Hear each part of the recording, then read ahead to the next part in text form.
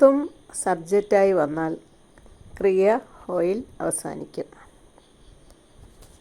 യദി തും कर्ता के रूप में आता है तो क्रिया का अंत हो में होता है. उदाहरण: तुम कहाँ जाते हो? Where are you going? നിങ്ങൾ എവിടെ പോകുന്നു? क्या तुम मैदान में गेंद खेलते हो? Do you play with a ball in the field? നിങ്ങൾ മൈതാനത്ത് പന്ത് കളിക്കാറുണ്ടോ? क्या तुम गीत गाती हो? Do you sing songs? നിങ്ങൾ പാട്ടുകൾ പാടുമോ? क्या तुम PSC പരീക്ഷ लिखती हो? Do you take the BSc exam? നിങ്ങൾ PSc പരീക്ഷ എഴുതാറുണ്ടോ? क्या तुम सिनेमा देखते हो? Do you watch movies? നിങ്ങൾ സിനിമ കാണാറുണ്ടോ? क्या तुम व्यायाम करते हो? Do you exercise? നിങ്ങൾ വ്യായാമം ചെയ്യാറുണ്ടോ?